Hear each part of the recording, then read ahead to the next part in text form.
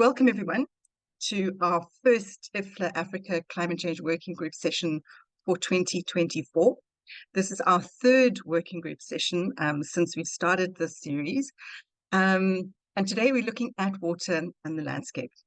Before I go any further, just in case there are some of you on this call who might not know what landscape architects are, we are planners, designers. We manage natural and built environments, applying aesthetic and scientific principles to address ecological sustainability, quality and health of landscapes, collective memory, heritage and culture, and territorial justice.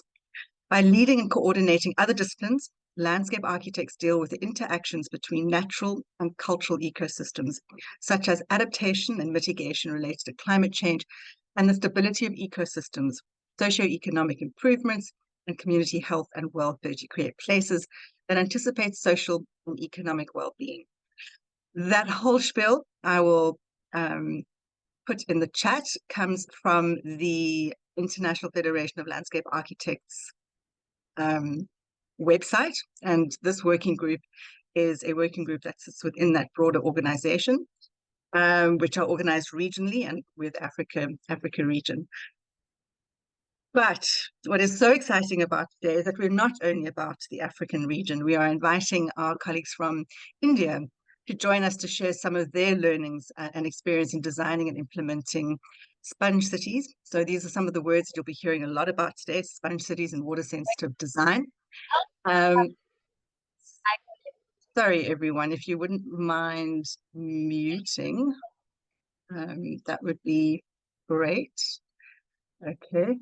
And so I'd like to welcome Saurav, who is joining us from his office in Lyon, but we'll be discussing a project that he's been doing in Chennai. And I think it's really great to see how different regions are tackling similar problems. And I've no doubt that there are going to be similarities, but what I'm really looking forward to are the differences. Our panel today are not limited to landscape architects. As we all probably know, or all being landscape architects, we work with a number of different disciplines, including engineers and lots of other disciplines. But today we're really delighted to have great representation of engineers who will also be sharing some of their insights in working with landscape architects on these types of projects.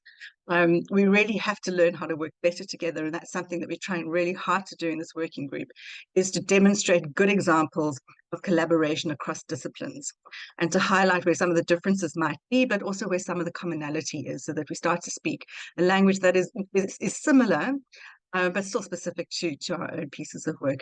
So before taking up any more of your time, I would like to just go through the run of play today. We'll start with Saurav, and then Kirsty, Craig, and then lastly Julia. So Saurav Kumar Biswas is the Director of Resilient Infrastructure at the Sponge City Collaborative, which is an interdisciplinary firm specializing in integrated planning and implementation of nature-based solutions.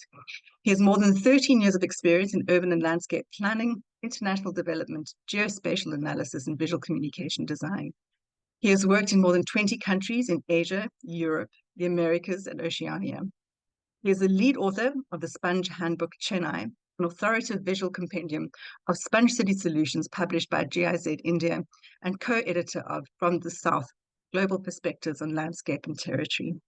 He has a master's in landscape architecture from Harvard University and has worked with reputed design and international development firms, including Sasaki, SLA, Ecom, Geodaptive, and Zofna's Program for Sustainable Infrastructure. Without any more ado, I'm going to hand over to Saurav. So everybody who's on the call, just note that we will have the presentations, but we're really looking forward to the discussion that will follow afterwards. So keep track of your questions. You're welcome to introduce yourself in the chat. We'd love to know who's on the call, but don't worry, there will be time to get into the detail and to have a discussion across the panel a little bit later. So Saurav, over to you. Yeah, thank you so much, Tamsin. It's great for you to organize this panel and inviting me to present in front of a whole group of disciplinary, diverse people. in South Africa and other countries in Africa. We have a lot to discuss with each other, and so I hope that my presentation offers a good fodder for that cross-country learning. I will mainly go over a number of projects that we are doing in Chennai that are collectively building the Spun City, that are realizing the Spun City aspects in India.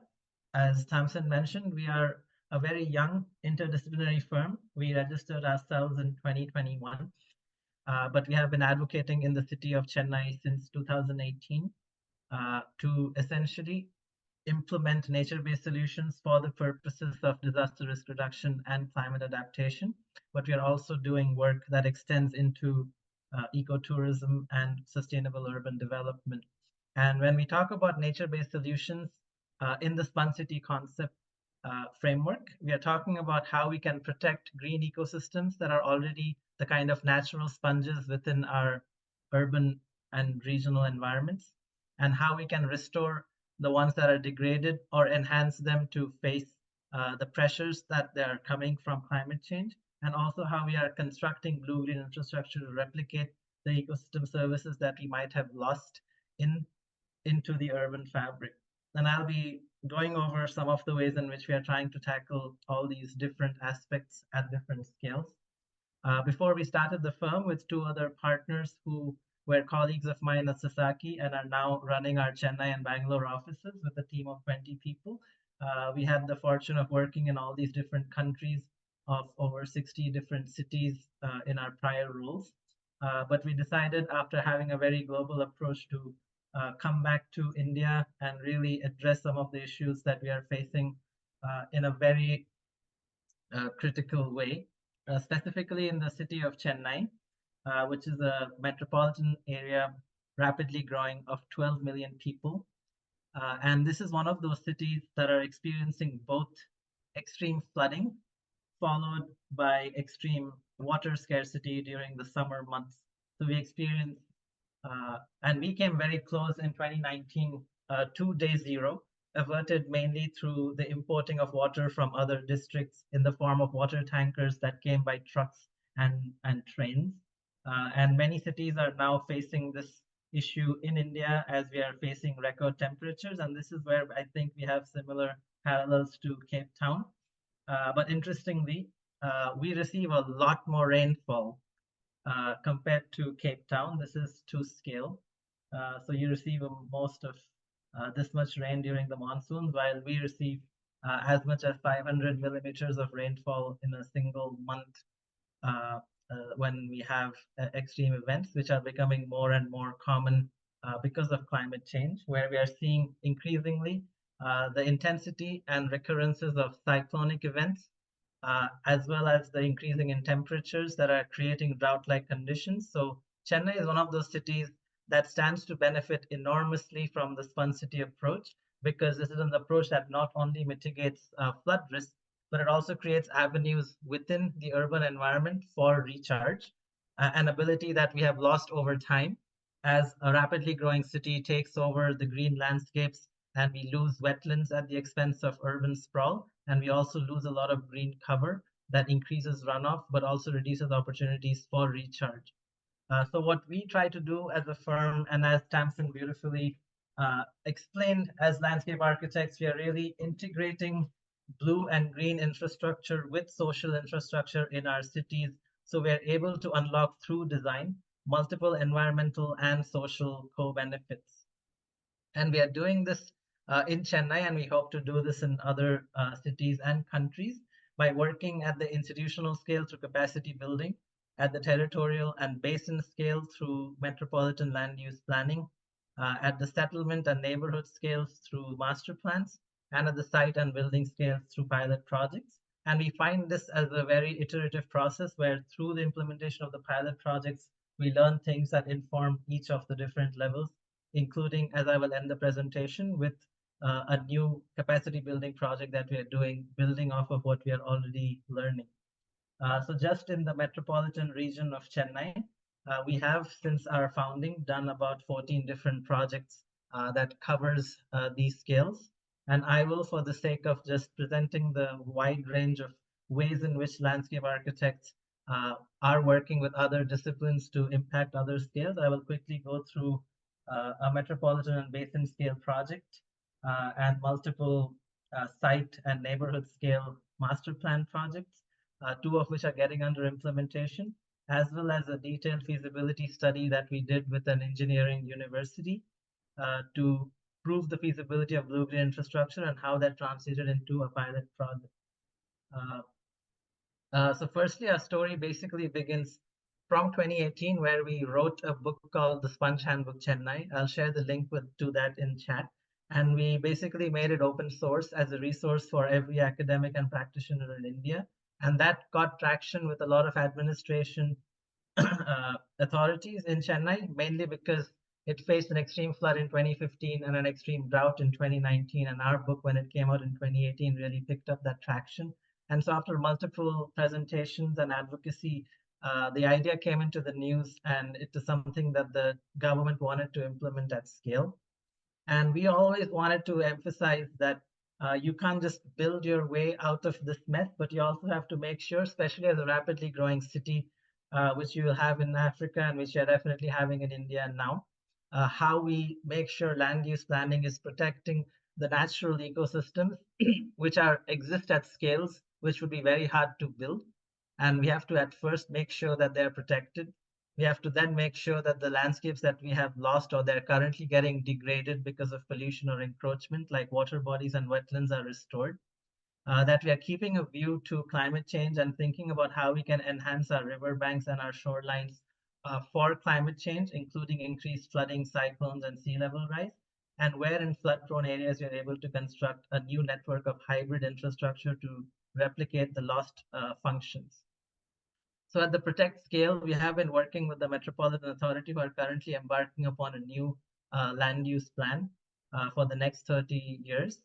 And we have conducted this kind of multi-criteria analysis and sectoral visioning workshops to emphasize how important it is to recognize the blue-green systems within the next master plan, which is something that the previous master plan did not quite do, and how we can identify an armature around which we try to organize future urban growth and organize these programs of protecting, restore, enhancing, and constructing as needed within the metropolitan scale. To take that further, we also wanted to emphasize the idea that Chennai crosses 5 different river basins and to take a basin-based approach to planning.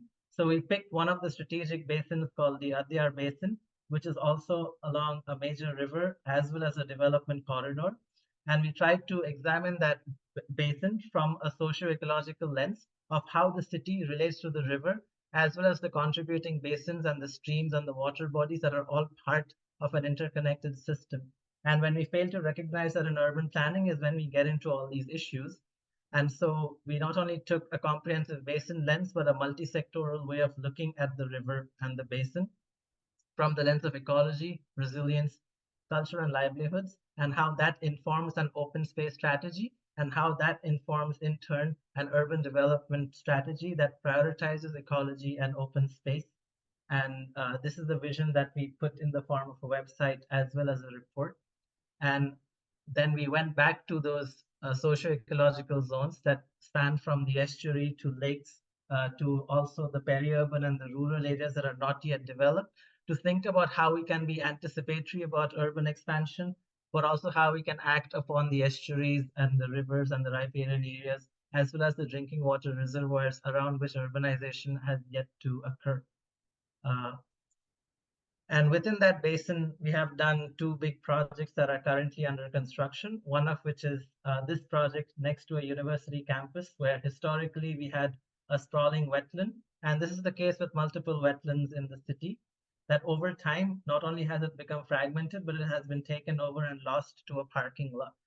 So in this project, what we are trying to do is reclaim this parking lot for the wetland, as it's going to be replaced by a multi-story structure, and then turn that degraded wetland into a holistic wetland that becomes a wetland urban park. And basically, we're going to channelize a lot of the existing runoff management into a bioswale. And our idea is to then string a boardwalk along this entire experience and basically treat the park as an extended floodplain for the wetland and an experience for the rest of the city whenever it's the dry season. And here we see the wetland as urban infrastructure, as a sociocultural amenity, and as a habitat, where we have a very lush and diverse planting plan, recognizing all the different uh, ecosystems that we will try to replicate, especially now that we are allowing the wetland to take over many parts as part of the floodplain. So we start to create more and more variations in the land. We try to create different ways in which people sit within shade. Urban heat or island is obviously going to be a big issue that we are also trying to mitigate through nature-based solutions. And then how people experience the wetland edge through the boardwalk, which is currently under construction. And we hope that by the coming monsoons, this park will be open. And as the city faces one of its hottest years on records, a lot of these trees and shades will be providing some respite to the university students and the residents.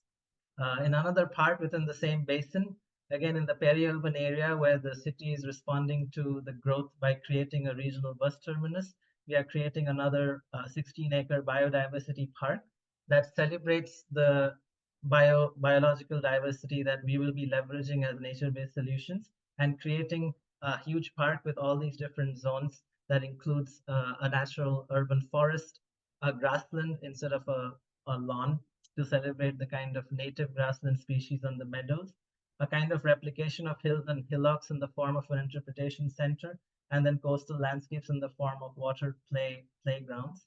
And we really weave the experience of how you move through these as part of the pathway design, as part of the signage. And everywhere people will be able to read through what the significance of these different ecosystems are to the region and what role they can play in climate change adaptation, as well as there's also an archaeological interpretation center since it faces an archaeological site. But these are some images of the different zones and what experiences will be had. And again, this is a project that is also under construction. I just came back to Chennai where we saw this getting built. And so we hope again, this is the project we'll be able to showcase this monsoon. The other set of projects that we are trying to do is lake restoration projects, where again, our idea and priority is always to situate a lake project within the larger basin. So this is another basin called the Kovalam Basin, where we have a vision for connecting multiple lakes in the form of an eco-recreational loop. And our approach to water body restoration is to take a holistic approach to restoration and revival that is science-based, and then identify opportunities for cultural and social recreation along this restored lakefront. So we always situate our landscape projects, and you might be experiencing this in South Africa, I'm not sure, where landscape architects are seen as very superficial cosmetic beautification consultants, whereas we are trying to really bring together, we are the team that brought together engineers and ecologists to take a very comprehensive view of how we manage solid waste, how we do de-weeding, how we regrade the bund while strengthening it, and how we restore the water inlets and outlets, where we are arresting sewage flow either through centralized solutions or decentralized solutions, and in many cases, how we manage and deal with informal settlements.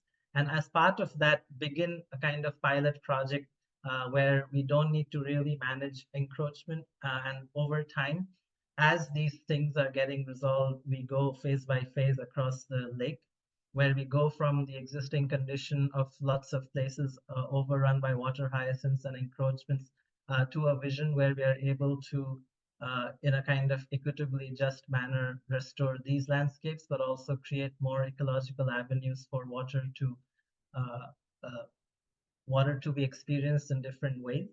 And so this is just an example of how we are creating multiple experiences that we try to understand sectionally in profile.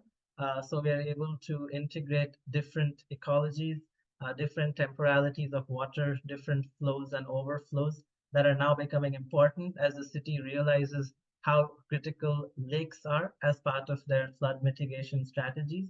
And we are also now unlocking the kind of recreational and urban potential and finding opportunities for nature-based solutions to also treat water, whether it's stormwater runoff or whether it's sometimes gray water from neighborhoods that don't yet have access to centralized sewage systems.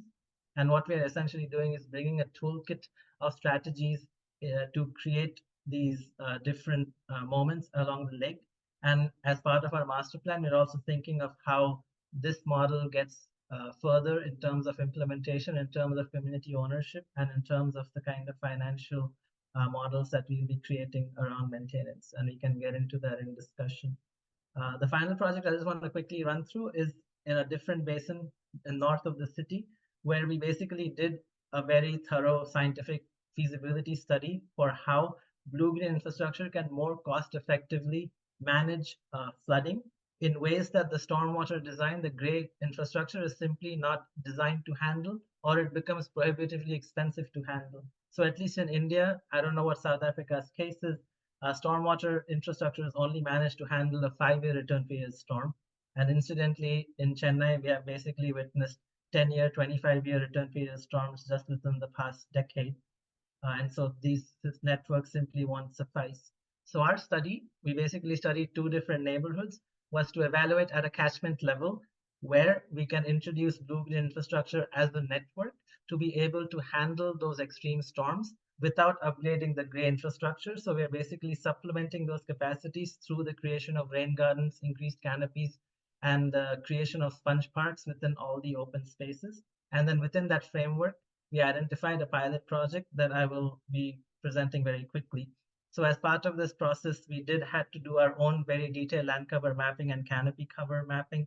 And then we did a very detailed street inventory to identify opportunities while negotiating with building frontages, parking, and vending zones, and doing that digital mapping to create this very feasible network that can be implemented spatially. And then we did a quantitative assessment with the engineering university called IIT Madras, very reputed institute, where we did a dynamic hydrological model to essentially prove whether that network can actually withstand a 25-year storm. And we presented this toolkit to the engineers, we costed it, we detailed it, compared it with the cost of upgrading the sewage, the stormwater network to a bigger size. And what we effectively found is that we are able to implement a network within the existing urban fabric. And this happens to be a kind of peri-urban neighborhood that is not quite as dense, in a soil setting that is quite a bit more permeable. And we quantified what are the different interventions we are able to do. And then within that framework, to identify a pilot project, we went through a rounds of community consultations where we selected a site, which is currently a very compacted football field, into a site that could become a sponge park to gather runoff from a wider catchment area, where the residents are not just getting an improved recreational area, but they're basically getting a flood proof infrastructure, and they're having a place for multiple age groups to gather, as opposed to one football ground where largely it's the male youth that get to dominate the space. Now we are creating multiple spaces for senior citizens, women, kids of all ages, and we have graded the park in a way that the football field is somewhat spared from flooding, but all the other places are designed to store water intermittently during an extreme storm event. That's also where the rain gardens kick in with the overflows. And then through a network of biospheres, we are recharging the water. And then this design was also modeled by the engineering department to basically prove and quantify how much runoff could be captured, how much runoff could be sent into the aquifer. And because of this modeling effort, because of this quantification, we actually unlocked funding from the National Disaster Management Authority grants to fund a park, which is something that usually never happens. And as a result, this neighborhood, this kind of peri-urban neighborhood that is largely underinvested, is getting a major investment to improve their public infrastructure, while we were able to kind of make the case for how that same public infrastructure can perform as a flood resilient and a drought mitigation infrastructure. So with this, I just kind of quickly conclude the presentation saying that using the knowledge of this particular park that is ready to tender and is currently being tendered out, we are doing some capacity building programs with the Greater Chennai Corporation where we work, for how they can upgrade their own parks into sponge parks, and also how they can rectify, and I'll get into this in discussions.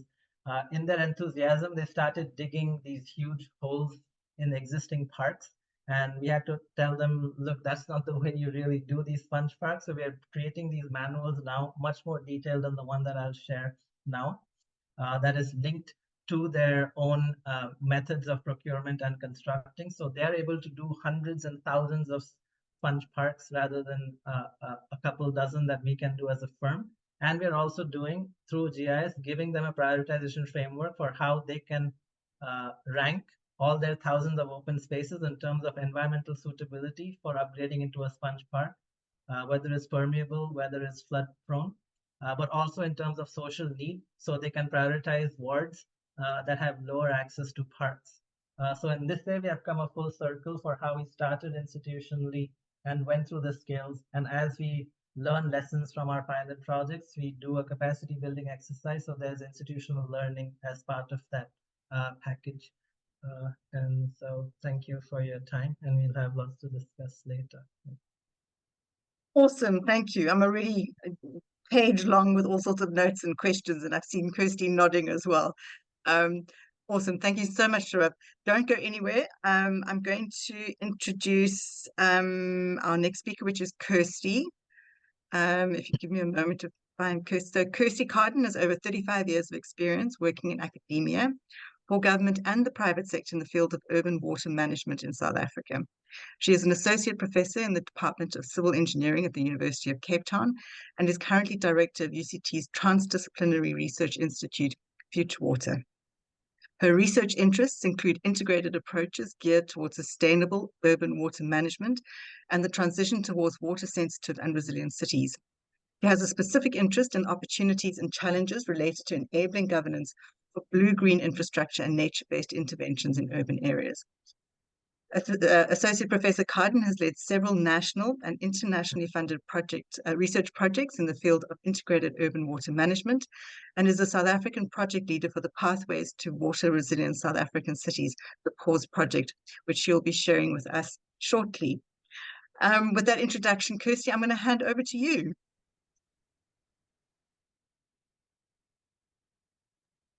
Unmute myself. Thank you very much, Tamsin. And wow, that was an amazing presentation, Sarav. Thank you very much. You've packed in a huge amount of information that is food for thought for us here in South Africa. And I think we're going to have to take it down a notch a bit because we're really only describing one project here across 3 presentations, although we'll be drilling down into what we've been trying to do here in terms of specifically linking all the other disciplines and thinking around blue-green infrastructure and resilience from a South African perspective. So lovely to have had your insights. So today, mine is probably quite dry in comparison to the next 2 who are going to give you the inspirational stuff on the research into the hydrology and what we learned from this experiment, as well as the sort of landscape architect aspects that are always so lovely to see. Mine is really how we start rethinking the governance of multifunctional blue-green infrastructure in South Africa, where we haven't got a particularly strong policy landscape. Well, we have a very strong policy landscape. What we're lacking in is the ability to really implement it at scale and across different stakeholder groups. So I just really want to quickly explain some of that to you as a start to our conversation on the pathways to water resilient South African cities. So that's not working. All right. So in South Africa, we talk about resilience, a resilience approach, and it will be the same, I'm sure, in India, where we have to start thinking about integration across these different water sectors in response to multiple risks, climate change induced and other challenges from increasing urbanization, population, and the like. So, and that obviously involves breaking silos. So to think about the way we manage water at city level, the provision of water services and the ways in which blue-green infrastructure could be implemented within cities does mean that we have to break the institutional silos that are currently in place. emphasizing strong links, as Surav has already shown, between drought, flood, and other water-related challenges. These things all present themselves, although differently, are very well interconnected, and then using nature as this buffer to the various hazards. So what we use here is the notion of water-sensitive design and the idea of water-sensitive design leading to water-sensitive cities. The City of Cape Town has a new water strategy, which includes water-sensitive cities as its 5th commitment. And there is now a strong program within the city to try and achieve this by 2040. So for us, it's how do we bring into play the frameworks and guidelines for water-sensitive cities across these different governance spaces in terms of both scale and actors. So water-sensitive design in its broadest context, it encompasses all aspects of integrated urban water cycle management, including water supply, sewerage, stormwater management, and very specifically the planning and design of cities and towns at all scales and densities. And the water-sensitive city then becomes the destination to which we're all trying to get to. Water-sensitive design as the process and the water-sensitive city as the destination. Sustainable, resilient, productive, and livable, important in our particularly developing country contexts, where we can start gaining multiple benefits from the different levels of infrastructure that get provided through these water-sensitive cities, including equitable and water-sensitive communities and the ability to create amenity, biodiversity enhancement, urban heat island reduction, and all of the other benefits that we get from a water-sensitive city. So we speak about city-to-city learning in this regard, where we would start trying to understand what various cities or urban spaces strengths and weaknesses are with respect to water-sensitive, their water-sensitive city transition, whether there is a supportive enabling environment, what actions can be taken to support the transition, how to motivate and engage stakeholders and coordinate the action that not only drives the implementation of nature-based solutions or water-sensitive design, but maintains and manages it on an ongoing basis within the sort of devolved community-level implementation projects that often the city can't manage as well as they would want to. And then clearly, how do we measure progress over time to start developing the values and the benefits that Surav has already engaged us in? So is there an enabling environment for water resilience in South Africa? There certainly is a good policy environment. We have guidelines and frameworks here. We're trying to ground the water sensitive design concept through incorporation into policy, consolidating knowledge, thinking about who supports and champions these processes across different stakeholder groups, creating knowledge and data sharing platforms. There are already a number of those through various communities of practice and through the projects that we are involved in. Most importantly are these demonstration projects at scale. And that is what we're going to talk a little bit about today, and the results from that one particular demonstration project, which we call the PAUSE project. It's called Pathways to Water Resilient South African Cities. And the idea, it's a Dunedin funded project. It's run of the first phase over 3 years. We're now in the second phase of 3 years, where we're trying to identify opportunities for both the physical and institutional integration of this hybrid, decentralized, multifunctional blue-green infrastructure into the urban water cycle in a city like Cape Town to accelerate that transition towards water resilience. So we've looked at retrofitting a stormwater pond in Mitchell's Plain with using a nature-based approach, and Craig will talk more about that, to try and link stormwater runoff and contaminated flows to a water supply system in a sponge city approach, so a managed aquifer recharge approach. We obviously wanting to bring in water sensitive design elements and landscape-based solutions into this project, and to integrate the built water infrastructure with green infrastructure in a decentralized manner where we can start coordinating these efforts with local communities has been very important. And then obviously trying to understand the physical and institutional integration pathways that include both planning and policy aspects. So some of our research questions, I'm not going to go into the detail of this, but can we repurpose stormwater ponds? In Cape Town, there are at least 850 of these ponds that could contribute to quite a significant water supply system, plus a multifunctional infrastructure system that provides all of these additional benefits. How effective are the water sensitive design elements being implemented in response to the various bylaws and policies? What are the roles and responsibilities of different actors? And then what does an enabling governance environment entail, and how can it be supported? And these are the really sticky questions for us as a research unit, trying to understand this sort of in physical and institutional integration across a city like Cape Town.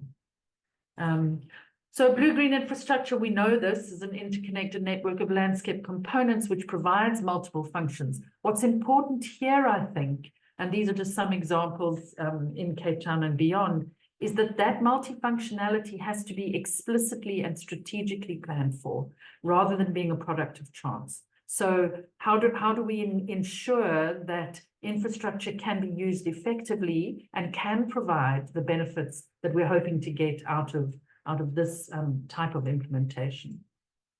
In the PAUSE project, we started picking up multiple functions, or rather designing multiple functions through engagement with the local community. As I said, it's a pond in Mitchell's Plain, the fairly low to middle income formal residential area.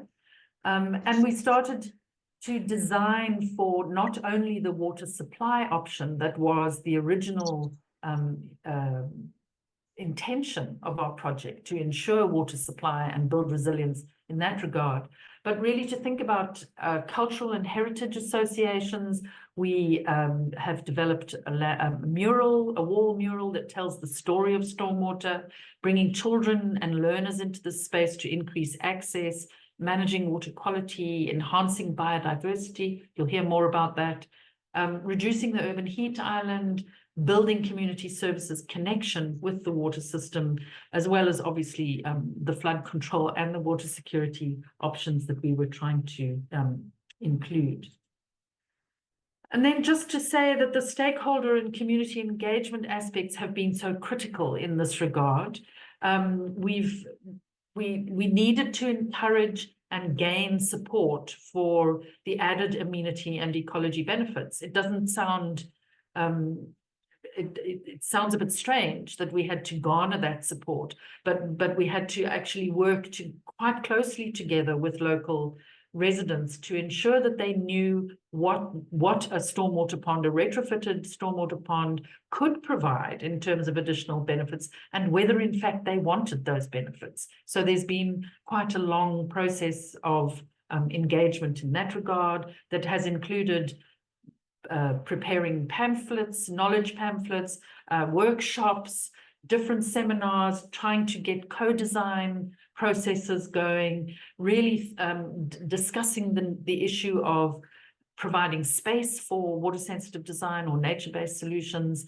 And that goes hand in hand with avoiding land invasions, improving water quality, citizen science, getting them to assist with the monitoring and management of the space, creating jobs, and even thinking about safety and security measures. So there were a number of engagement focus areas that we've had to think about as part of the project.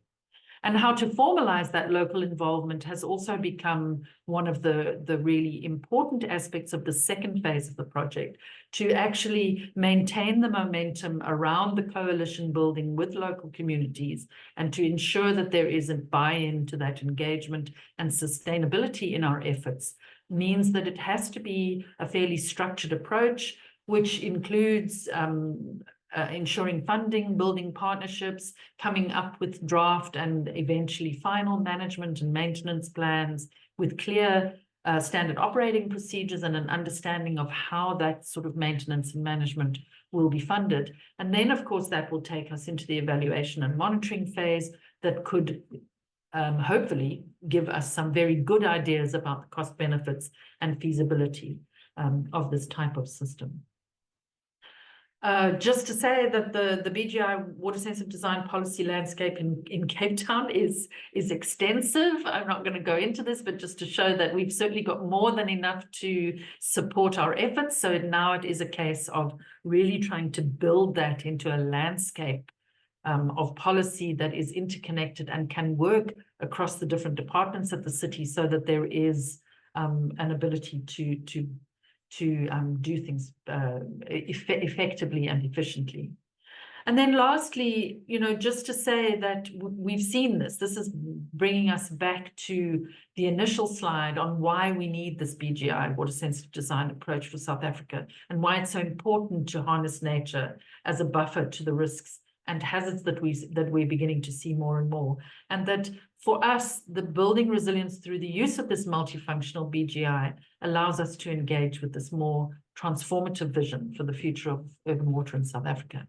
And what you'll see now from the next two presentations is a more detailed dive into the project itself and how we've built on these different elements that I've just touched on. So thank you very much. This is just a picture of our infiltration trench, the swale, and the wetland in the middle that we've been working on over the last while, but Craig will give you more details in his presentation. Awesome. Thank you, Kirsty. I'd like to introduce Craig. So Craig is a recent PhD graduate. Congratulations, Dr. Craig. He is an early career civil and environmental engineer specializing in water resource management with a focus on urban drainage design, flood modeling, and nature-based solutions. He is a fellow of the Netherlands Young Expert Program under the Water Track and sits on the South African Young Water Professionals National Committee. For his PhD thesis, he developed a practical approach for retrofitting Cape Town's detention ponds for inter alia managed aquifer recharge over the Cape Flats as part of an interdisciplinary research team at the UCT Future Water Research Institute. He now serves as a regional manager for Southern Africa of the Wet Skills Foundation. Additionally, he is seconded to the Department of Water and Sanitation, the Western Cape Regional Office, where he contributes his expertise to water management initiatives. Craig, we're delighted to have you on the panel today. Welcome. I'm going to hand over to you. Thank you very much. Just transfer. Okay. I think it's sharing, right? Looks good. Okay, cool. Right. So thank you, Tamsin, for the introduction, and thank you, Kirsty and Surav. I think you've made my presentation way much easier now because the context has been set, and also everyone now knows what blue-green infrastructure is. So for my presentation, I want to be talking about part of the work we did under the project, where I was looking at the viability of transforming stormwater detention ponds into infiltration ponds on the Cape Flats in South Africa. So I'm just going to talk about the background, also describe the area, and discuss how do you retrofit a detention pond. Also going to look at, is it really community engagement? And Kirsty mentioned that the project is looking towards community engagement. So I was curious to find out, like, what the work that you've done so far, whether it could be counted as community engagement. Also quite curious to find out, like, how polluted is Cape Town stormwater, since we wanted to use the stormwater for groundwater recharge, and can we adequately treat the stormwater, and how much stormwater can we harvest? Is it worth it? And are there any other benefits? And finally, so what? And where do we go from here? And these were more or less the questions that formed my thesis.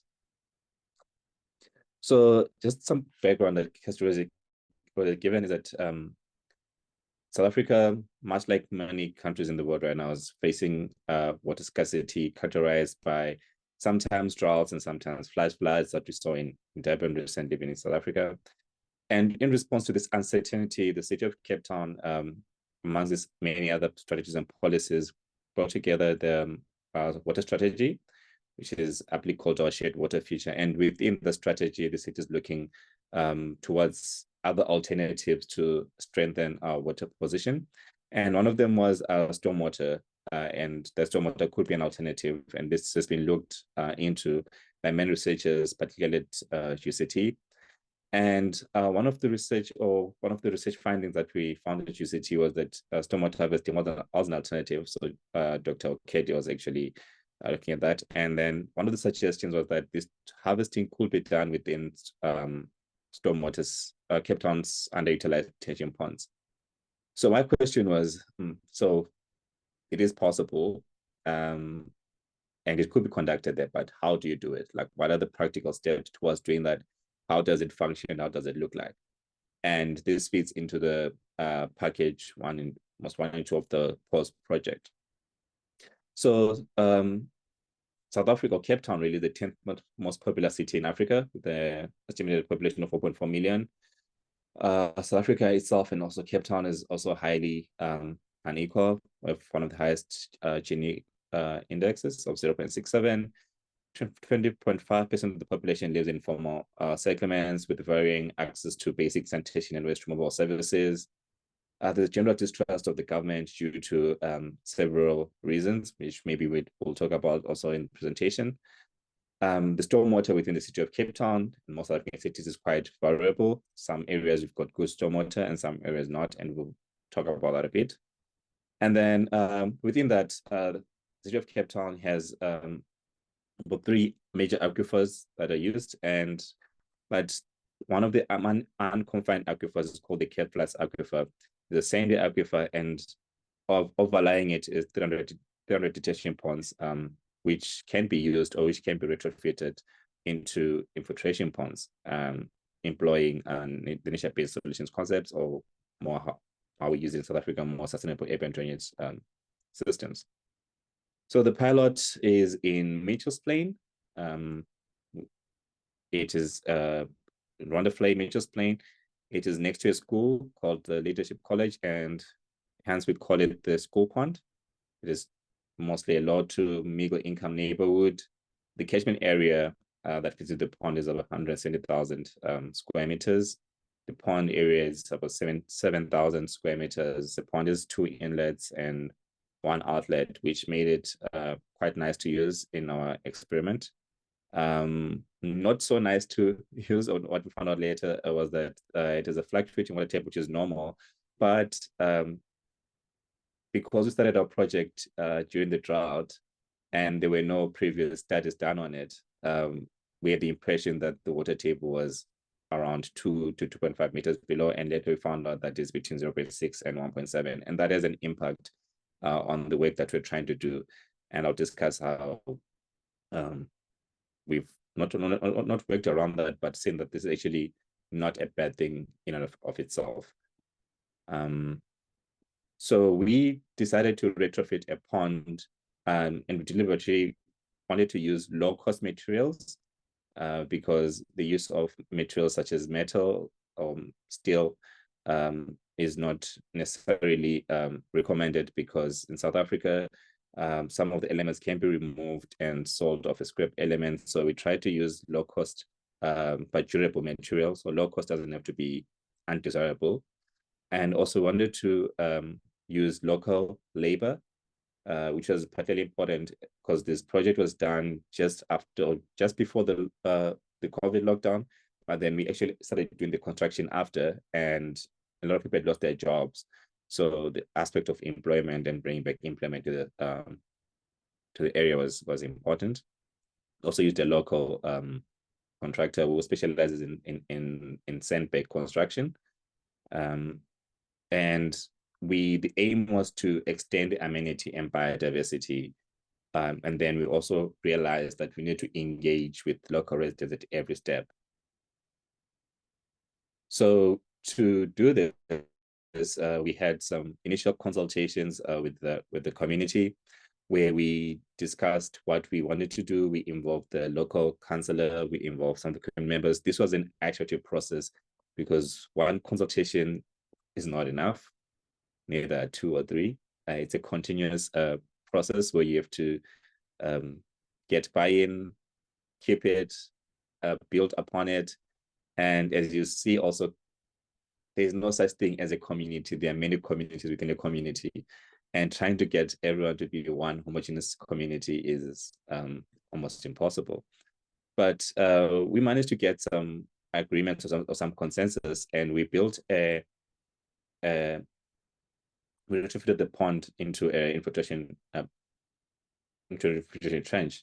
And here you can see some of the pictures of the construction. We had a reprep, the dam which walls back the water is constructed using sandbags, and then we had this we put some reprep over, so we put some reprep in the inlet, we put some sandbags, and we covered it with the soil that we've removed, some Haitian bags, and put back the grass, and everything looked nice. So the pond was the pond elements involve the inlets, and we have the reprep, which is designed to slow down the flow, and this encourages sediment deposition here, and also litter is collected within this forebays. The forebays or the litter traps themselves are just rock check dams. Again, low elements, very functional, easily replaceable, easily repairable. And then we built a 90-meter berm in front of the inlets along the contour at a point that allowed us to have the infiltration. So this was giving us at least 0.8 meters of infiltration during the winter, and we get our rainfall in winter, so which was adequate from the available guidelines. So what happens is that during a storm, the water will flow into the pond. Let me just see if I can highlight. No, actually into laser. So during the winter season, the rain, the water will flow in, and then just detained to a height of 350 millimeters within here. Again, we chose a depth that would also not cause drowning, because that's also another concern that the community has. And the water is held back and infiltrates into the ground. And if there is too much rainfall, the water overflows through these two provided weirs into this area that we've called the swampy area, where the contaminants are further trapped in here. There's some infiltration when it is possible, and then the water flows out of this outlet. And this is what the pond looked like before, and this is what it looked like after we're done. So again, just a more exploded view of the pond is the two inlets, the weirs, the reprep, and the berm, and the Haitian. So now, actually, this was a few months after construction. Now you can't even see the sandbags because they're being covered in grass. And then there's some of the pictures that I took from the pond. You can see this, the point one during a storm is fully filled up, and then I came back the next day and it infiltrated. Later on, we had some other problems which I won't discuss here maybe, but I also had a challenge with moles, which is what happens when you work on a pilot study. When you work on a real site, is that real things happen. And some of the findings are going to be very important as we try and take this work forward, or as the C tries to take this work forward. Also at this local community or the school next to us, their science club had offered to come pick up the litter in the pond, which was collected in the infiltration in the soil in the forebay. And this was easy to collect because it's now within a concentrated area. And then later on, a mural was painted and benches were installed. So, like I said, we said we're doing a lot of engagement at the start. And as we were going through this, because I'm an engineer by profession, this became a bit more social science, more humanities focused. So luckily, to the interdisciplinary team, and we had some social scientists which I sat down with, and we discussed this whole aspect of community engagement. And within there, I found out that it's essentially a spectrum, a continuum of engagement, just as from outreach towards engagement. So I then became a participant observer. At the time, I didn't tell the team, but I was observing our activities, seeing if the activities that we're doing, whether they were really outreach or they were engagement, and at what point we would get to engagement, or if we would get to engagement at some point. So there were 4 periods where I was observing. during the pre-construction, during the retrofit construction, and post-construction, and then during our monitoring phases.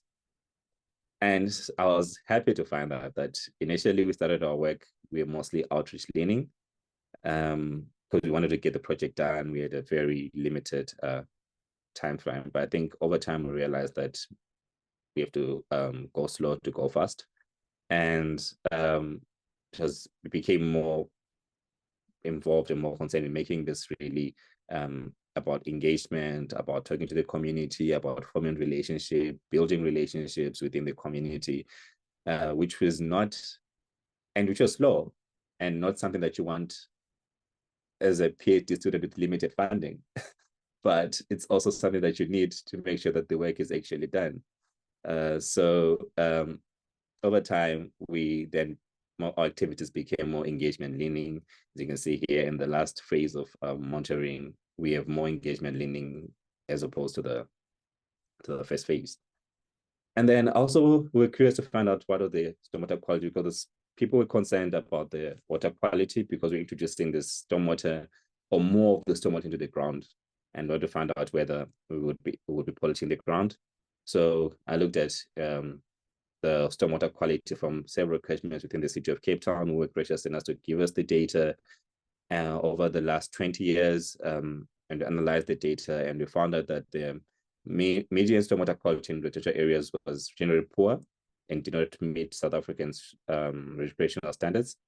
And the mean characteristics also were more polluted than those for most developed countries. And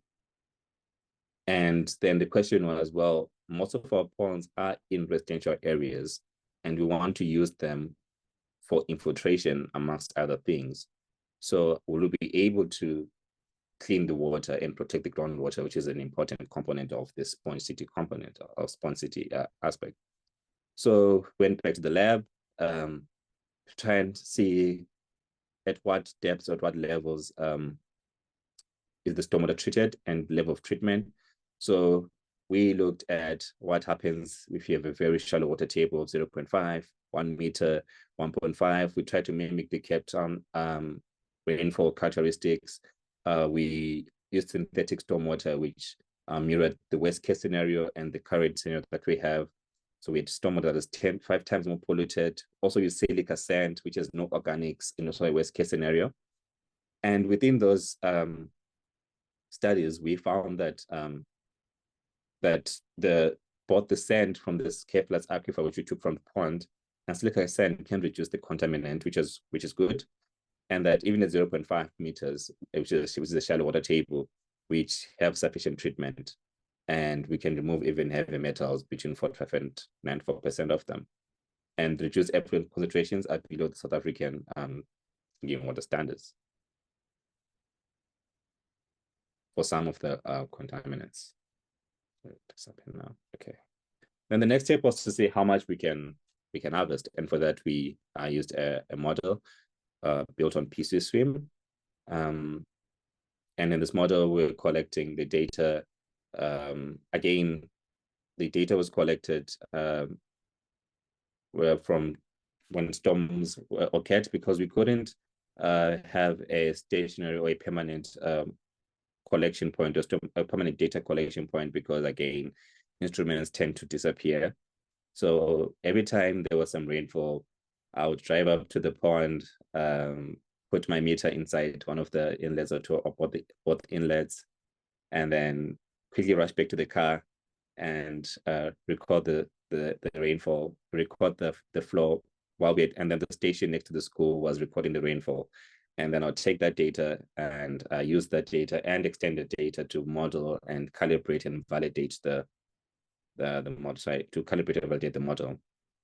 And I looked at different configurations, because at this time we're limited by the water table, so we only had one BAM. But we can do more with it. We can, if the table allowed, we could do multiple terraces, and these terraces can also be used as seating places. These terraces can be used as walkways. You can have maybe gardens within them, but that's not possible right now because of the water table, maybe. But then the city of Cape Town does intend to use the water in the Cape Flats aquifer, And once they do that, the water table is someone did a model and they found out if the city of Cape Town does abstract the water that they want to abstract, even with the present infiltration that they want to do, the water table will still go down by 2.5 meters unless more infiltration is introduced. So I took the scenario where the water table has gone down by 2.5 meters and tried to look at what would be the infiltration also, or what would be the margin for recharge volumes also at that depth. And then also look at climate change scenarios, because climate change is happening. And depending on how we respond to it, we have different scenarios. So I looked at the intermediate and I looked at the high emissions and the high emissions scenarios also. So from the modeling, just found that there's 100. So the retrofit as it is right now, it increases the infiltration or the margin for recharge by 120%. As the water table is reduced, we can go up to 290% increase. But these values are small compared to the city of Cape Town's demand. But then this is just one pond with a 190-meter detention, 190-meter berm, which is about 1.5 to 1 meter wide. So that's a 90, at most 100 square meter infiltration area. But using additional ponds will significantly contribute to the demand and increase the hydrological viability. And this model was validated, and it's a surface and subsurface model. And then looking at even for that pond, one found out, was it worth it? So I then became an economist. So I've moved from being a social scientist, engineer, modeling, and then I took some economics classes. And I looked at the unit reference value of the water that we were infiltrating the ground. And I compared it against the unit reference values of the current and proposed usage in the city.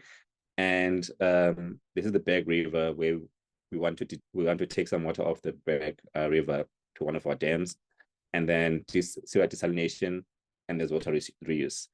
And even in the groundwater use scenario where we have reduced water table, the retrofitting becomes an attractive option, still more expensive than water reuse and taking water from the floodplain. But I would say it's more reliable because we don't know what's going to happen with the other sources. And it is cheaper than sewer desalination. But at least now we have some figures to it. And I hope people are going to expand this work and add more ponds into the model so we can see what it looks like from more ponds, because this is just from one pond. And then I hypothesized that there are more benefits to it. So the city as a catchment, this sort of Cape Town can then become a catchment which uses blue-green infrastructure such as SADs to improve water quality and increase water supply. And that within these ponds, we can start providing urban services that foster biodiversity and restorative ecology, thus aiding water-sensitive communities. And I think Julia is going to then expand on some of these additional benefits that I also didn't look at in full. And but yeah, those are some of the benefits that we saw from the school, and some of the benefits that I thought are possible. Then in summary, we found out that the low-cost retrofitting is possible and that the use of low-cost materials minimizes vandalism, but there is a need to establish good relationships, and it often takes time. Our relationships should be further maintained through an ongoing process that is sensitive to the viewpoints of different actors in the area and identify and navigate competing interests. Buy-in is required in order for the spaces to be sustainable beyond this research. And I think that's what the POSE 2 is about, trying to see how we can make these ponds to be sustainable. And this process often takes a longer time and requires expertise not found in the everyday water manager, which is something that I found, and I'm very, very grateful that this research was done within an interdisciplinary team, which was as great as the one at Future Water. And also found out that the retrofit can increase infiltration by 120%. In future scenarios, will result in more stormwater harvesting, about 290%. But in climate change scenarios, we actually get less water, which is quite scary. And even the 0.5 meter vertical zone, which is a shallow water table, can reduce heavy metals and total phosphorus below the CFA baseline. However, there is a risk of total nitrogen contamination. And also found out that managed aquifer recharge, stormwater harvesting by managed aquifer is a financially viable exercise if it is done in conjunction with the CFA abstraction, and it is not viable if there is a shallow water table below 1.2 meters below ground level. And this is a short summary.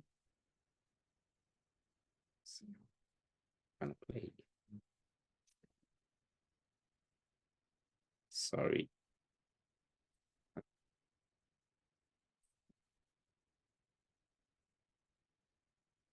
Okay, sorry. There we go.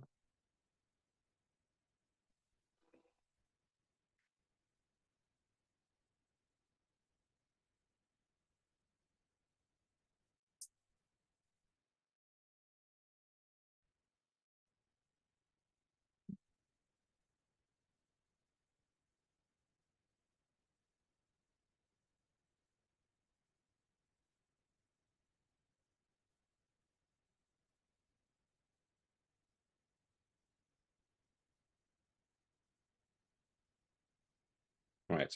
Like as Keza said, this work forms part of the Pathway to Water Resilience South African Status, which is a collaboration between the University of Cape Town and the University of Copenhagen. If you just take a picture of this QR code, it will direct you to the Future Water and the PAWS project, where you can read more papers, more nice illustrations, and more thesis documents are found there.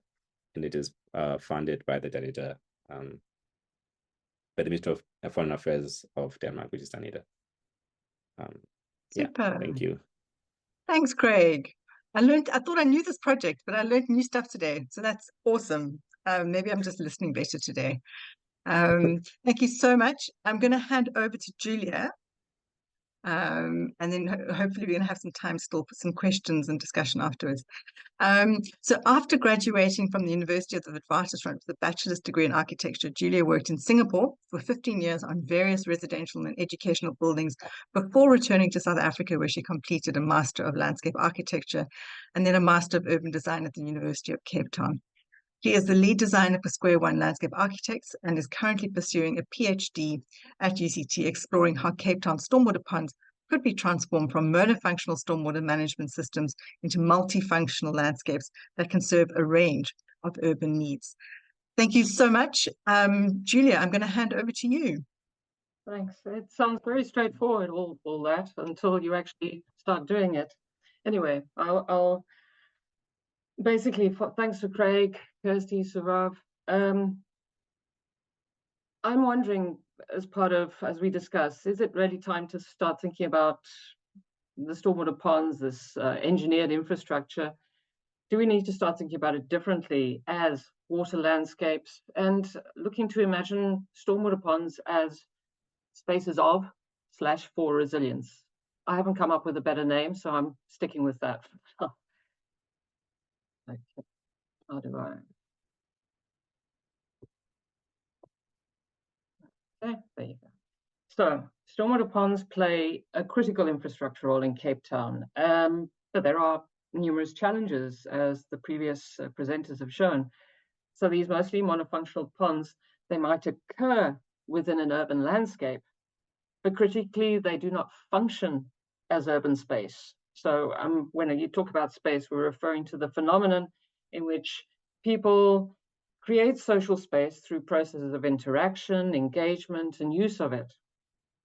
So mostly these ponds are they're perceived as vacant and neglected land, and they're often littered and prone to dumping of unwanted goods. In other situations, these ponds have been occupied with informal housing, impacting the functionality of these stormwater ponds. You can see, excuse me, you can see this stormwater pond occupied in over a few months in 2019 to 2022. So it's useful to consider this in the context of the Cape Flats. The Cape Flats is a low, flat, sandy area where many of these ponds occur, but it was developed as part of apartheid spatial planning strategies. You can see in this picture, sort of dated to the 1980s, part of Mitchell's Plain. And today, these areas continue to lack access to resources and opportunities, and it's compounded by basically a programmatic planning approach that focuses mostly on land use and single-use zoning more than anything strategies. And you find in these, it's characterized by uniform layouts, standardized housing, wide road reserves, all contributing to urban sprawl and fragmentation and separation. Basically, in the construction of these settlements across the Cape Flats, you also had natural areas of fynbos vegetation. So when I say fynbos, it's the vegetation that occurs nowhere else in the world. It only occurs in the Western Cape in South Africa. This vegetation covered the sand dunes and wetlands, and these were typically bulldozed. So the soil composition was altered, and it negatively impacted the fynbos vegetation endemic to this part of the world. So you can see the darker patches on this picture and towards the to the top there. And it's interesting when you look at the streetscape, if you can see it on the right, those two pictures, the sort of sterile, it's devoid of much greenery. The sand is quite prevalent. And it's basically a paper that I found refers to it, written by Fenter and et al., refers to something called a green apartheid that still persists today, with much less greenery being found across the area compared to those in the higher income areas. And the greenery that does occur is extremely low in biodiversity and in turn ecological functionality. And at this point, it's useful to consider potentially pre-industrial settlements and how water systems and water-related activities were actually part of urban public space. So we could talk about the water landscapes of food production, of sacred space, of bathing, washing, water collection. For instance, look at Mexico City, Tenochtitlan, and its Chinampas system, which was to do with food production. We can look at Angkor, within Cambodia. They relied on a combination of strategies, diverse strategies from groundwater, surface water, rainwater harvesting, and water systems. These water systems, these diverse water systems, were integrated into the urban plan from various scales, from large-scale reservoirs, the Bare, down to the smaller, you can see the bottom left there, it almost looks like a whole set of swimming pools set out there. Then we get, the iconic step wells of India that I keep trying to convince my colleagues we should do at the stormwater pond, but they haven't fallen for that one yet. Sorry. But there's that, it's beautiful, it forms part of public space, it's integrated into the urban landscape. And then Venice, again, where the Campanile, with their water collection devices, you see, what I'm trying to get at here is that water systems became part of urban public space. And in the context of climate change and the need for contextually relevant interventions that can aid adaptation and transformation to enhance urban resilience, is it possible? How can we possibly potentially reimagine the water landscapes of stormwater ponds as part of urban space? And might be this is rather simplistic, but we could start to regard ponds as blue-green infrastructure, which we've already spoken about. Take a very simple plan, a map of Cape Town's critical biodiversity areas on the left, which is heavily fragmented except for in the mountain. Then you take the stormwater ponds that are scattered, those 800 plus stormwater ponds that are scattered throughout Cape Town. Those are the little bluish green dots. Merge them, and suddenly you start to see the sort of potential for these blue-green acupuncture points or stepping stones in the landscape. So one of the key things, though, is that we can talk about blue-green infrastructure and nature-based solutions, but blue-green infrastructure relies on nature-based solutions and the mimicking of natural systems. And the authors Krause and Wagner think of blue-green infrastructure as providing an implementation instrument for nature-based solutions. So in this approach, blue-green infrastructure acts as sort of conceptual power lines, and nature-based solutions is the potential power that courses through it. So whether you've got wetlands helping to clean and purify water, or vegetation helping to mitigate the heat island effect. But here, critically, blue-green infrastructure needs people to activate it in the urban context. In other words, to transform it into urban space or social space where people, whether individuals or collectives, can interact, engage, and use it for a variety of blue-green related activities, from educational to recreational and cultural. So potentially transforming blue-green infrastructure into blue-green space or spaces of/for resilience. So as Craig and Kirsty mentioned, this is the location, the little red highlighted Fulham Pond. You can see it sits almost within a necklace of ponds. So we have sort of observed the transformation of the stormwater pond over several years into what is now a more biologically diverse landscape, thanks to the involvement of local residents, local school children. In September 21, we had a spring planting day involving students. Again, this whole idea of involving the interaction of people. So basically, people need to be part of blue-green infrastructure in order to activate nature-based solutions, is what I'm saying. So in 2022, we observed the residents who had been aware of the spring day planting and starting to actually protect the living wetland from the city mowing, with only the perimeter areas being mowed. And suddenly inside this living wetland, you can see it's basically that dark green patch in the center of the top photo there. This living wetland started having, we found a whole host of different plants growing, primarily because they weren't being mowed anymore. But it just shows you sort of grow, don't mow. In July 2023, with the assistance of Fambos Life, a non-profit organization, as well as local residents, we built on the biodiversity of the living wetland with locally indigenous Fambos planting. But a key consideration in everything that we're doing, and remember, we're doing this within constrained financial limitations and that, is the enhancement of biodiversity in the urban context. So we have to be very careful in terms of the actual appearance of these biodiverse landscapes, because we might argue that they're incredibly biodiverse, but it's perceived very differently by people who live in the area. Some of them see it as messy and untidy. So what was key to us was creating what Joan Nassau refers to as the cues to care, sort of how do you curate that biodiverse landscape, sort of strategic mowing or positioning rocks to create paths, to define paths, including signage. I mean, and this is what one has to do when there are financial limitations. And just to end off, in the past week, we've had activities relating to the co-production of knowledge with researchers and residents going out to one of the remnant dunes in the area and starting to look at getting to know the local plants of this vegetation type, this Fambos vegetation that has basically disappeared from a lot of the areas, and learning about the how-tos of seed collecting and seed broadcasting in order to take it back to the pond. And I have a question more that we can discuss subsequently.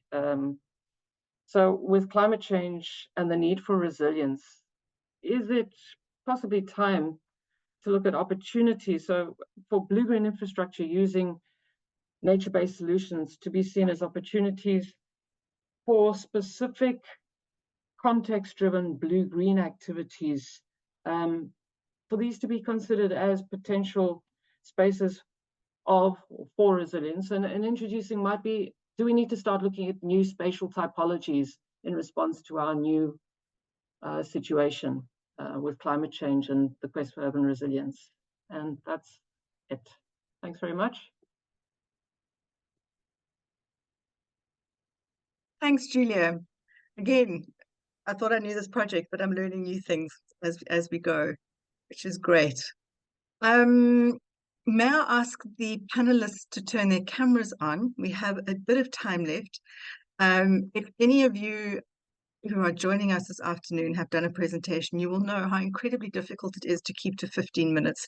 So I'm not in the least bit surprised that not one of our presenters stuck to 15 minutes. which is not a problem, but it does mean that we may have people dropping off the call and they won't benefit from the discussion, which would be a pity. I'm going to give you guys an opportunity to ask each other questions. Is there something that you've heard from the Chennai, Kirsty, Craig, Julia? Is there something from the Chennai example that really stood out for you? And Surav, was there something from the Cape Town example that also really stood out for you? I'd be very curious to see what those comments might be. And maybe we should start with Kirsty and then Craig. All right. Hi. Thank you very much, Tamsin. Yeah, so I think for me, it was the scale of the projects in Chennai that really stood out, and the ways in which this sort of broad scale approach was being managed. And there are examples of that certainly in Cape Town through the programs like the Livable Urban Waterways program and others. But other than that, we're really dabbling in this at a much more local scale level. So one of my questions for Surav would have been, how are these projects funded and how are they managed? Who takes on the management of the sort of blue-green implementations once they're complete?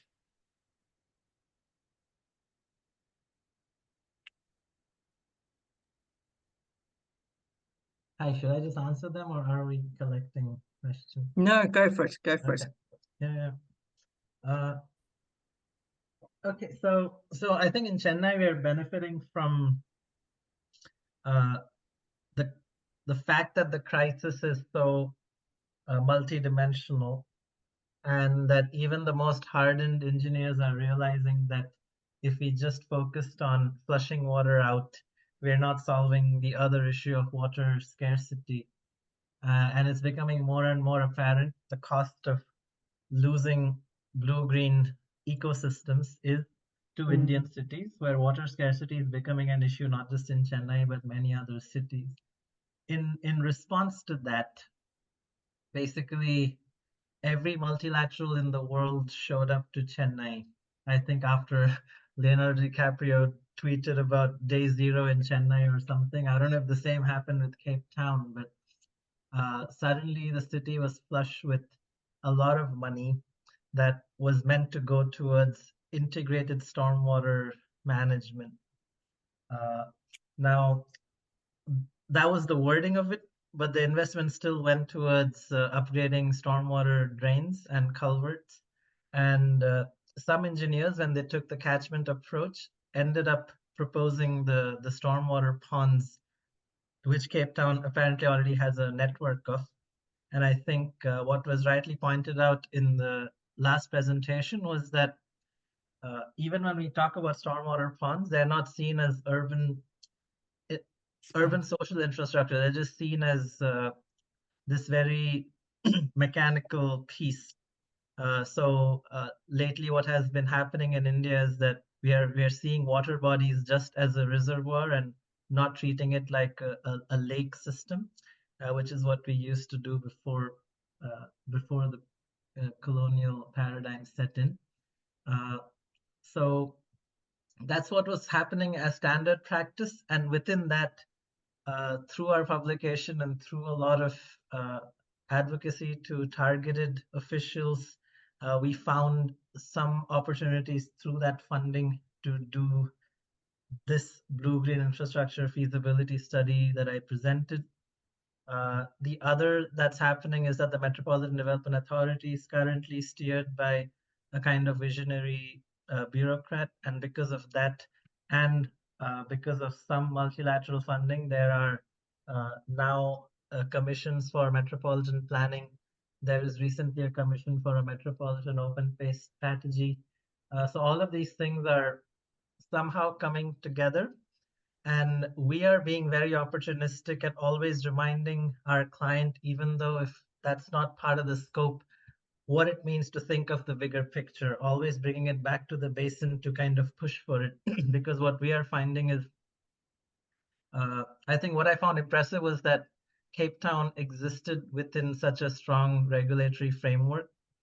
And Chennai does not have that at all. In fact, there's no real appetite for planning, but there's a lot of appetite for seeing things implemented. And so all we try to do is constantly find opportunities to implement and then try to bring it back to a system. So even we kind of wrote the scope that let us work at the neighborhood level, and then we find the pilot projects. So you have a roadmap of investments for the neighborhood scale, but you also get this project. And after having done that, we did what I thought was an interesting parallel with Cape Town is we also have a network of about 1,200 open space reserve lands, which is exactly like a network of remnant open spaces that is just there to be taken advantage of as a network.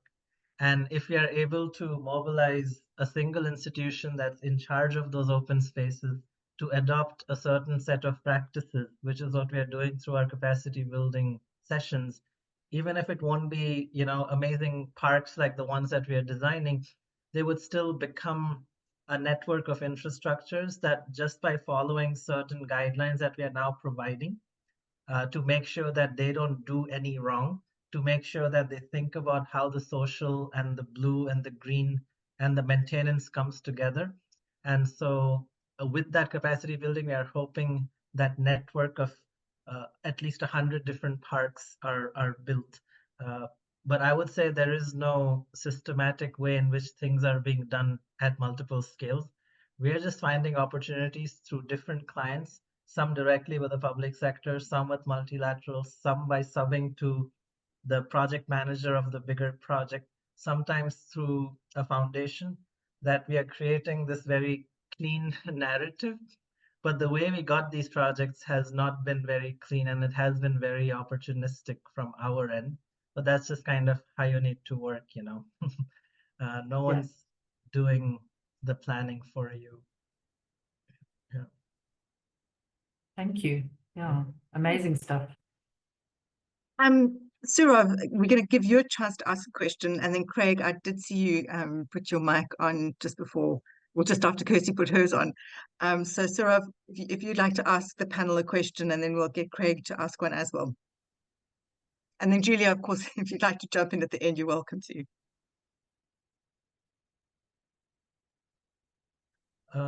Yeah, I mean, one of the things that I always admired about South Africa was this very elaborate system of planning that starts with the strategic development framework and goes through these different levels. And I had met with planners who also said that there are so many requirements that a lot of municipalities don't really see it through. And I'm wondering if that framework has somewhat enabled or facilitated how water sensitive cities paradigm can be integrated. So are there certain constraints that the current framework has that creates an inertia, and are there certain ways in which it's kind of accelerated because you have a pretty robust planning framework in place, which is something that India does not. India has this land use planning framework that only a handful of metropolitan cities have done. So it's fairly weak from our end here. Was a question I was going to ask Kirsty. Oh, and I would have bounced it straight back at you, Tamsin. But as the city person, I mean, I have some views on this. That you know, this elaborate system with all the wonderful policy and all the great planning frameworks is good in some respects, but it often actually hinders progress because of the very sort of grand nature of it, and the fact that it's really difficult to do sort of organic implementation of the types that you're thinking about, I would say, in South Africa. So whilst there's a lot of supportive stuff and the right language is being used, it is often gets in the way of boots on the ground.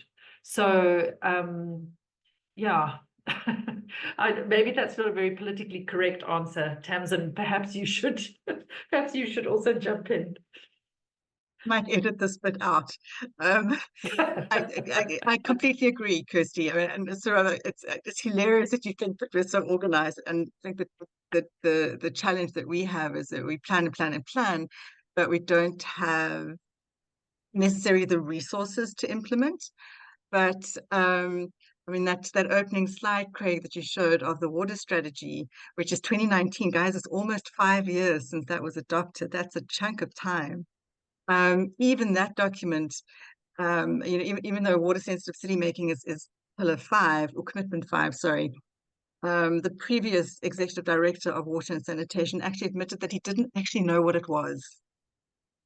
So, it isn't surprising that there's been this lag in implementing water sensitive city making. I mean, there is some policy work which may start to shift things.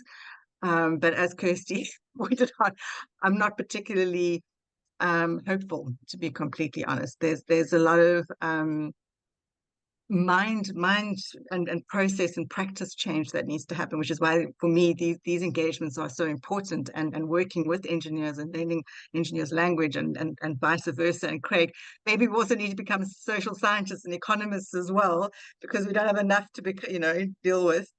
Is such an important part of building this coalition, this collaboration, to hopefully just get everyone inspired by it. It's not just the practicalities and the pragmatism and the downright benefits. I mean, if we can treat heavy metals in 500 mils, that's brilliant. We should be doing it everywhere. So that's a very long-winded answer to your question. Craig, do you want to ask your question? Not okay.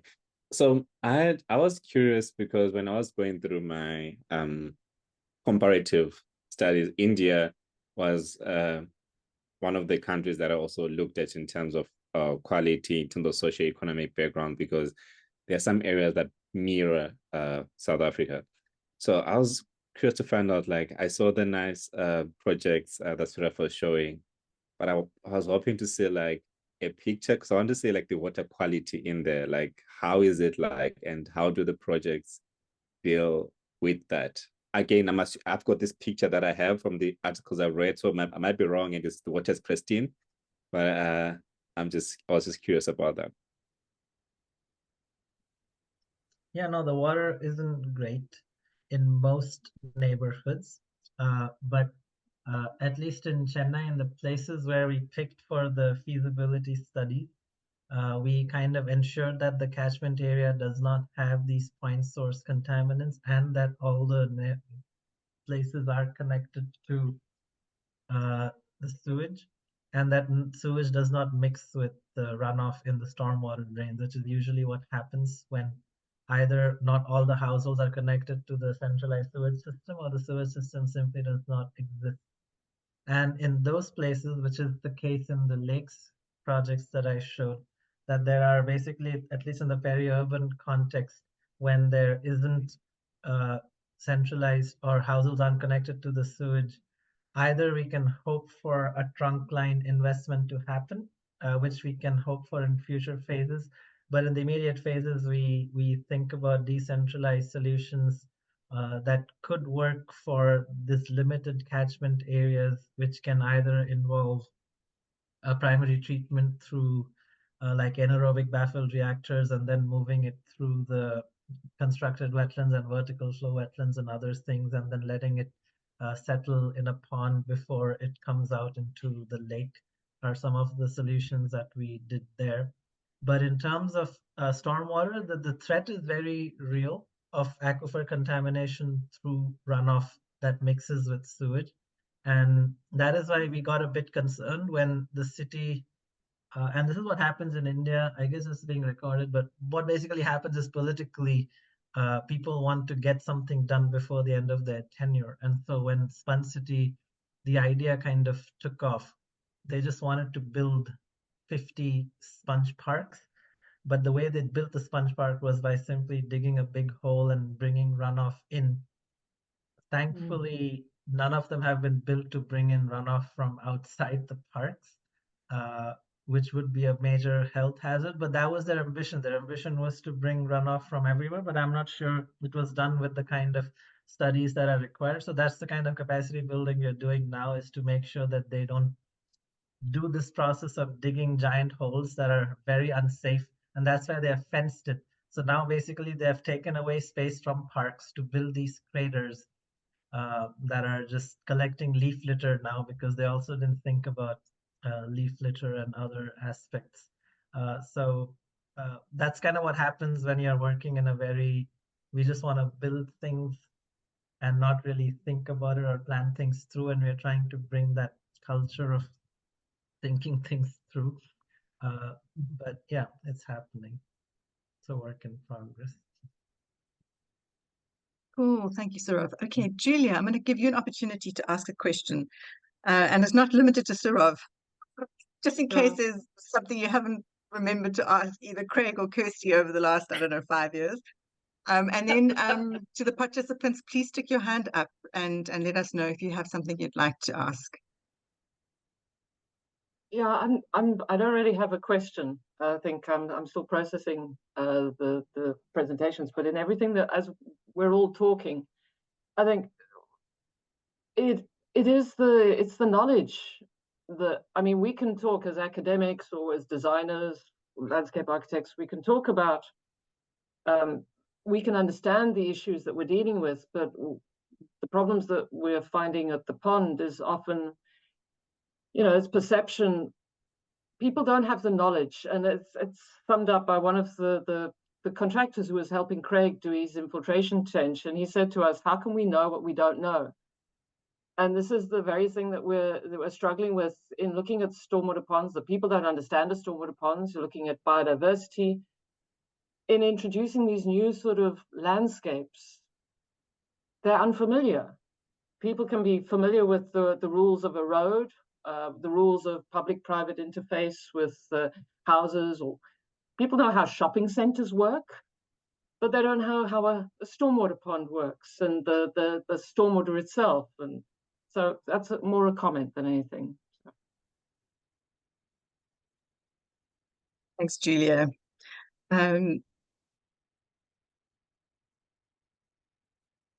Thanks, Julia.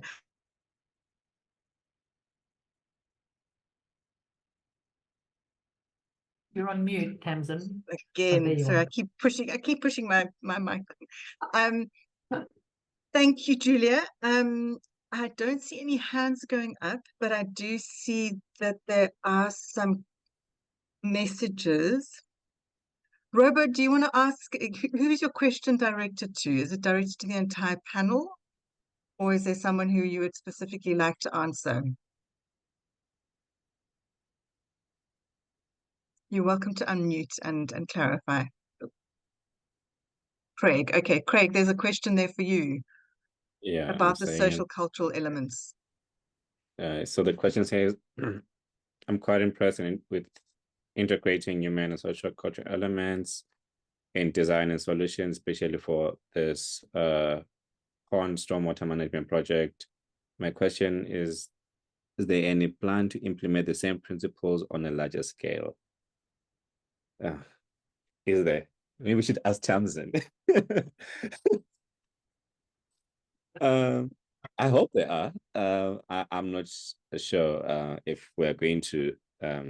Also, Kirsty, maybe something has happened in my absence, but last I checked, I don't know. Yeah.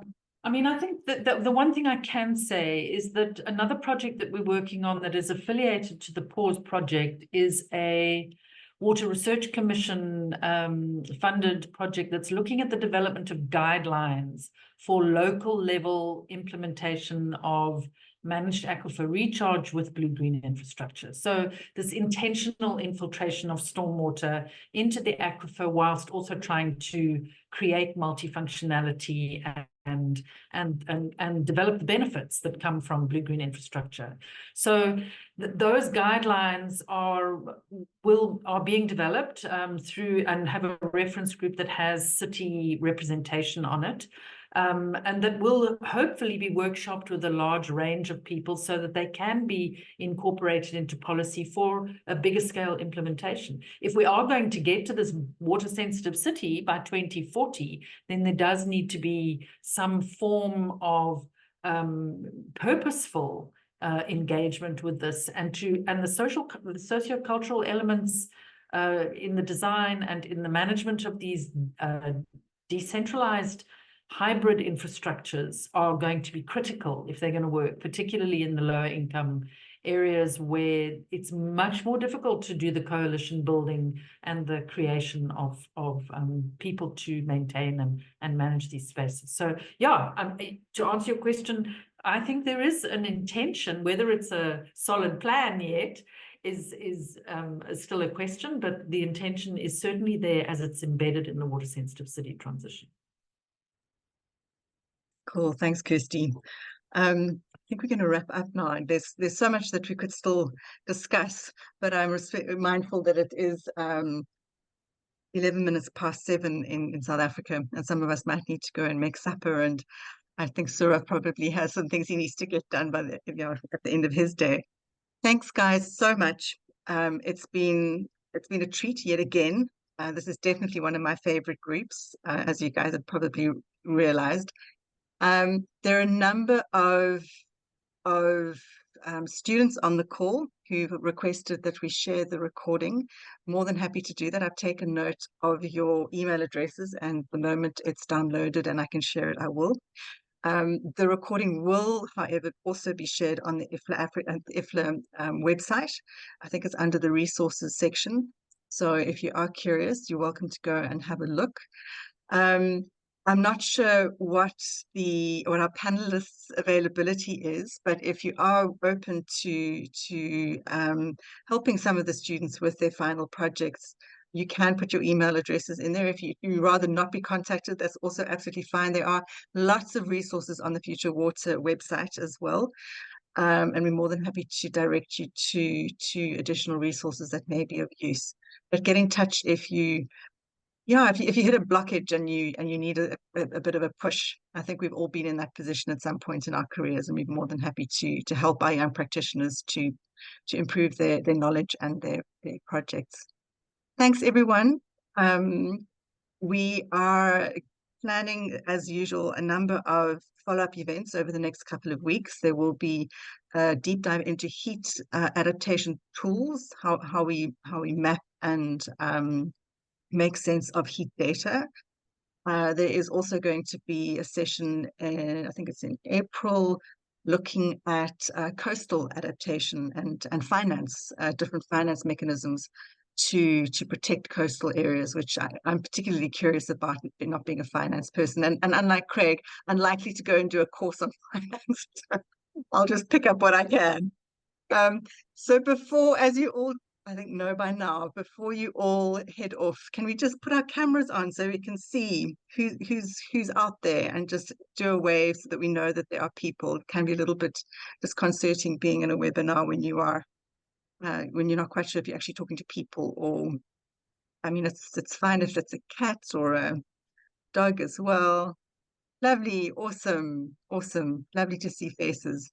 So guys, as I said in the chat, if you haven't joined the IFLA Africa working group, please do. We will be putting lots of posters and information in that space to keep you up to speed and give you the head start on registrations and stuff for future events. So thank you. And let me know if you have any cool projects or ideas that you'd like us to explore. More than happy to try and put stuff together that also meets your objectives and stimulates your thoughts and ideas. Good evening, everyone. We'll see you soon, hopefully.